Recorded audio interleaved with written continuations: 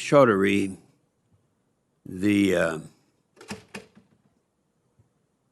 I believe, and I could be wrong, and correct me if I am wrong, that you are the one who was advocating using artificial intelligence on our military personnel to identify toxic communications. Is that correct?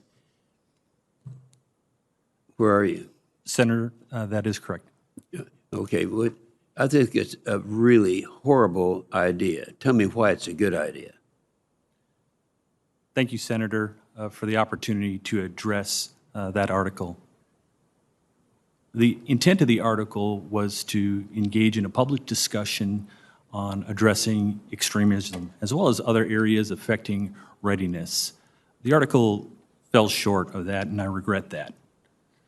But let me state clearly my feelings on... But let me do this, because Yes, I do want to get two other questions, two other witnesses, and I want to come back to this, so you be thinking of a good answer. Dr. Schaefer, we're starting to see signs that the Army may have to reduce the end strength in order to comply with the administration's budget cuts. You know, I'm a very old Army guy, and it seems since I've been here in both the House and the Senate that the Army is always the first ones that get cut, so I have a little bias in this. The last time this happened, it was during the Obama administration. The Army cut an average of 20,000 soldiers a year over 5 years, and the Army is basically the same size as it was before the September 11th. But the threats from Russia and North Korea and others have only grown, so we can't afford this mistake twice. And based on your experience, what are the risks associated with a rapid reduction in Army end strength at this time? Senator, thank you for this question. This also concerns me. I think that what we're seeing in Ukraine illustrates the fact that we live in an extremely uncertain world, and the Army is being asked to address a variety of threats.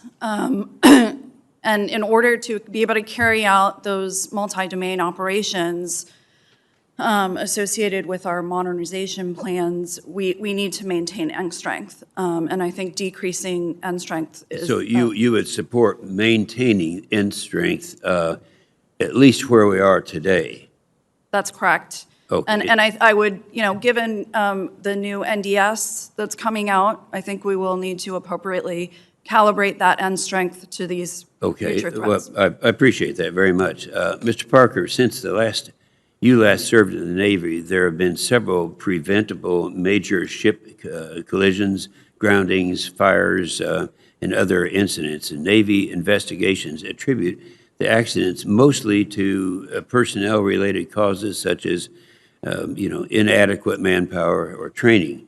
The Chief of the Navy personnel recently testified that the Navy is 5,000 to 6,000 sailors short of manning our ships today.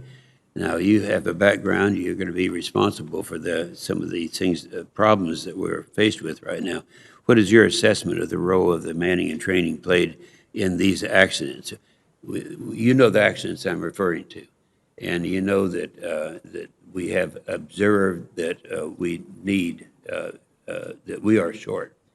So what's your response to that, and how are you going to handle that?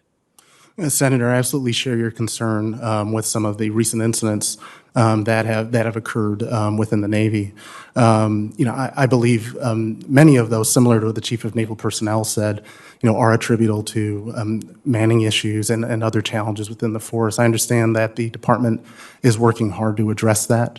I understand that since the McCain and Fitzgerald collisions, the Navy has assessed 23,000 new sailors and has moved 10,000 new to the fleet since that time. If confirmed, really focusing on those types of manning issues and related cultural issues. I know there are initiatives such as Get Real, Get Better, which is really focused on assessing where the Navy has fallen short and then taking lessons learned from that. I think those types of initiatives are helpful both in terms of the manning piece, but also in terms of operational ensuring that we learn from our mistakes. And if confirmed, I will support those fully. Very good. Now, Dr. Chaudhary, I'd like to have you go ahead and finish answering the question that I started out with. Thank you, Senator.